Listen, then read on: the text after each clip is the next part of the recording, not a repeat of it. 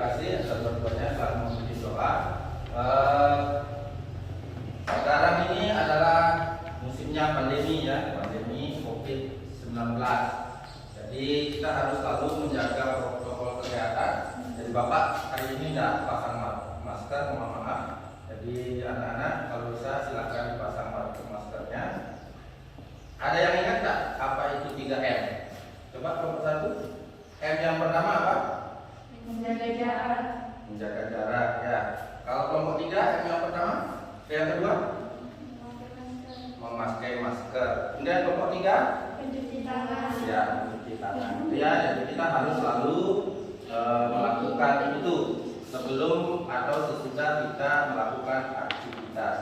Baiklah, kita sebelum masuk, Bapak akan absen dulu di kelompok 1 ya, mohon maaf, kelompok 2, kelompok 3, kelompok 4. Kelompok 1 ada yang tidak hadir? Hadir semua ya. Kelompok 2 ada di mana? Ada yang hadir? Siapa? Ivan ada? Oh, Andi, Deni, Awya. Tidak hadir ya. Kemudian kelompok 4 Ivan ya, ada ya? Ya, oke. Baiklah, sebelum materi kita lanjut, ini adalah materi kita pada hari ini. Ya, ada tak yang sudah pernah lihat itu apa logo-logo yang ada di depan ini? Ada yang pernah sudah lihat? Pernah ke bank? Siapa yang pernah ke bank? Ya, pernah lihat?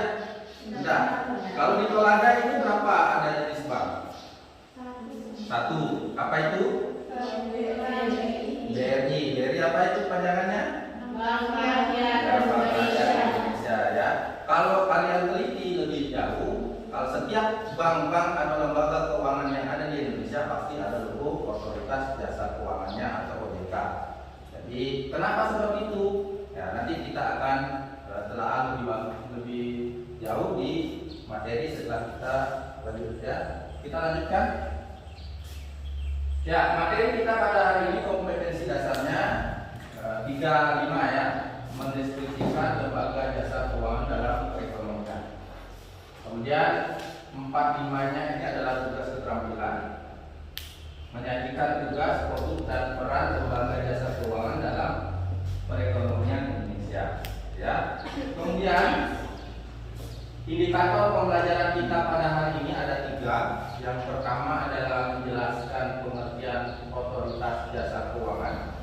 Yang kedua menjelaskan tujuan dibentuknya OJK. Kemudian yang ketiga adalah menjelaskan peran, tugas dan wewenang otoritas jasa keuangan. Ketiga ini kita akan pelajari pada hari ini. Nah, di tujuan pembelajaran, jadi maksudnya kita mempelajari materi kita pada hari ini adalah tujuannya sebagai berikut. Coba ya, sana saja tolong membaca tujuan pembelajaran. Melalui pendekatan saintifik, tipe serta menggunakan model pembelajaran problem based learning, peserta didik dapat menjelaskan pengertian otoritas jasa keuangan atau OJK dan menjelaskan tujuan, peran, tugas dan wewenang otoritas jasa keuangan atau OJK dengan jujur, disiplin, tanggung jawab, kerjasama, serta secara tepat dan benar. Ya, itu ya tujuan kita mempelajari dari OJK. Nah, ini ada gambar-gambar ya. Mungkin bagi kalian ini ada yang biasa lihat, ada yang tidak. Di gambar nomor 1 ini, ya, ini adalah gambar lembaga jasa pinjaman. Jadi kalau kita meminjam uang secara online, ini ada di Android-nya, bisa di-download. Tapi tidak semua. Oke, lanjut. Nah, sekarang kita bagi kelompoknya. Ya, kelompok kalian sudah Bapak bagi. Jadi ada 4 kelompok. Yang pertama adalah Lina Rosdina dan seterusnya. Kemudian kelompok 2 Mila Dewi Sapitri. Kemudian kelompok 3 Nuraini dan teman-temannya. Kelompok 4 Maria Rupa. Jadi masing-masing yang bagian pertama ini itulah yang menjadi ketua kelompok di kelompoknya masing-masing ya. Itu ya. Nanti membagi diri. Kalau sudah dikasih tugas, sudah dikasih LKPD, silakan bekerja. Nanti masing-masing silakan dibagi siapa-siapa yang akan presentasi dan seterusnya ya. Kita lanjut. Nah ini OJK, pengertian otoritas jasa keuangan. Ya, sebelumnya silakan diperhatikan dulu videonya. Otoritas jasa keuangan atau OJK hadir dengan fungsi, tugas, dan wewenang untuk mengatur serta mengawasi sektor jasa. Silakan perhatikan videonya, diamati, di asuransi dan apa saja. pada keuangan lainnya. Dalam amanat jasa keuangan pada pasal 4 Undang-Undang Nomor 21 Tahun 2011 tentang otoritas jasa keuangan telah ditegaskan bahwa pembentukan OJK itu memiliki tujuan agar seluruh kegiatan di dalam sistem jasa keuangan dapat terselenggara secara teratur, adil, transparan, dan akuntabel, mampu mewujudkan sistem keuangan yang tumbuh secara berkelanjutan dan stabil, serta mampu melindungi kepentingan konsumen dan masyarakat. Otoritas jasa keuangan atau OJK. Ya, otoritas jasa keuangan kita review lagi dari video yang tadi kalian lihat supaya lebih matang, lebih bisa diingat sebelum kita mengerjakan LKPD. Jadi dari video tadi, otoritas jasa keuangan itu adalah lembaga independen. Namanya independen berarti tidak ada campur tangan dari pihak lain. Ya, yang mempunyai fungsi, tugas, dan wewenang pengaturan, pengawasan, pemeriksaan, dan penyelidikan terhadap keseluruhan kegiatan di sektor jasa keuangan. Nah, sektor jasa keuangan itu ada sektor jasa keuangan yang perbankan dan ada juga sektor jasa keuangan non bank. Jadi ada yang bank dan ada yang non bank. Nah, ini adalah tugas kita di LKPD. Bapak sudah bagi LKPD-nya.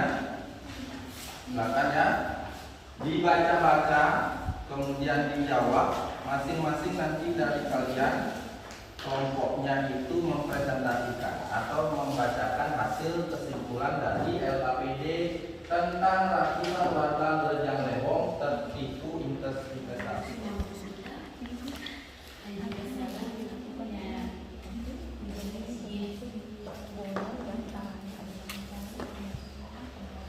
Siapa yang mewakili?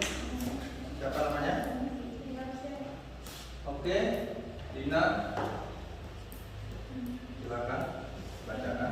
Nomor 1, menurut artikel di atas, OJK tidak melaksanakan tugasnya dengan baik. Seperti yang kita ketahui bersama, OJK bertugas untuk mengatur dan mengawasi lembaga keuangan perbankan dan lembaga keuangan non-perbankan. Oke, ada yang berbeda? Siapa namanya yang menyampaikan kelompok? Bisa Bunga ya. dari permasalahan di atas dapat kita simpulkan tugas OJK dalam kegiatan jasa keuangan dalam sektor modal ini masih belum bisa dijalankan dengan baik sehingga mengakibatkan nasabah mengalami kerugian akibat investasi bodong. Ya, dari kelompok 2. Kelompok 3 gimana? Sama atau ada perbedaan? Ya, silakan dibacakan. Siapa kelompok 3 yang mau membacakan? Beda? Oh ya, silakan. Apa kelompok 4? Siapa yang bacakan? Maria Upa. Silakan. Dari artikel di atas dengan materi tugas wewenang OJK adalah mengawasi dan mengatur sektor perbankan seperti pasar modal, perasuransian, dana pensiun, dan lembaga keuangan. Ya, itu ya dari kelompok 4. Kalau dilihat, ya kurang lebih masing-masing kelompok kalau diambil kesimpulan pasti ada yang menyampaikan adalah OJK tidak melaksanakan tugas dan fungsinya dengan baik, ya karena masih ada yang tertipu investasi bodong. Jadi kalau dilihat dari artikel, siapa bisa menyimpulkan dari beberapa pertanyaan tadi? Kira-kira ada nggak yang bisa menyimpulkan apa dari investasi itu, dari tugasnya? Kalau tugasnya OJK itu tadi apa saja? Ada 3. Mengatur, mengawasi, mengatur, mengawasi dan melindungi. Jadi kalau mengatur, mengawasi dan melindungi, tetapi nyatanya ini artikel baru 6 Agustus 2021. Nyatanya masih ada juga bahkan ratusan warga di Rejang, Lombok tertipu investasi bodong. Berarti kalau dilihat ya, atau ada yang bisa menyimpulkan sebelum Bapak simpulkan? Ada, oke. Bapak akan sampaikan. Jadi kalau dilihat yang pertama adalah ratusan, berarti bukan sedikit ya, banyak karena ratusan. Kemudian ada yang tertipu.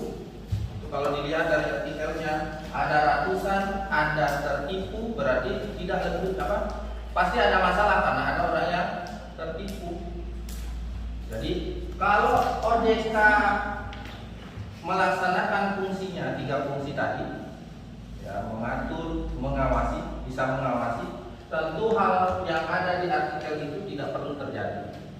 Tidak perlu ada yang tertipu. Nah sekarang kalau Bapak tanya sekarang, bagaimana sih cara ngecek lembaga keuangan itu yang terdaftar atau tidak di OJK? Ada yang tahu? Tidak ada ya. Berarti OJK tidak melaksanakan perannya, tidak melaksanakan kegiatan mengedukasi masyarakat. Jadi masyarakat sekarang nggak tahu nih caranya gimana cara ngecek lembaga keuangan itu terdaftar atau tidak di OJK. Karena edukasi yang disampaikan dari OJK mungkin tidak sampai ke masyarakat yang dulu. Hasil diskusinya untuk jawaban nomor 2 apa saja? Coba kelompok 4.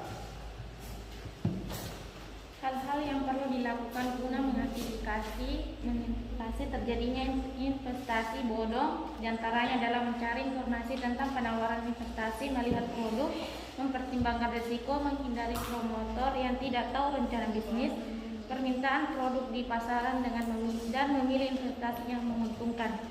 Iya. Sudah cocok ya, bisa itu diambil. Coba di kelompok lain, oke, ada lagi. Kalau enggak ya silakan dikerja. Tugas pribadinya ada 3 soal isian dan 5 soal pilihan kerja. Silakan dikerjakan secara bersama pada waktu 5 sampai 10 menit. Oke, sudah ya, silakan dikumpul. Kumpul, silakan dikumpul. Selesai tidak selesai dikumpul. Karena waktunya sudah habis. Sudah ya. Jadi sebelum kita akhiri mata pelajaran kita pada hari ini, ada nggak bisa menyimpulkan dulu sedikit materi kita hari ini apa? Silakan satu. Simpulannya ya. Otoritas Jasa Keuangan adalah lembaga independen yang memiliki tugas dan wewenang pengaturan, pengawasan, pemeriksaan, dan penyelidikan. Adapun tugas OJK yaitu mengatur, mengawasi, melindungi. Tujuan dari OJK ialah terselenggara secara teratur, adil, transparan, dan akuntabel. 2. Mampu mewujudkan sistem keuangan yang tumbuh secara berkelanjutan dan stabil. 3. Mampu melindungi kepentingan konsumen dan masyarakat. Oke, terima kasih bagus sekali nomor 1. Terima kasih telah hadir hari ini di mata pelajaran Otoritas Jasa Keuangan. Pertemuan kita yang selanjutnya adalah materinya tentang perbankan ya. Silakan dicari di internet materi tentang bank. Pertemuan selanjutnya adalah materinya tentang bank. Oke, Bapak akhiri. Terima kasih dan salam SCCP. 1 untuk semua, Bapak 1 untuk kalian semua. Terima kasih. Sampai jumpa minggu depan.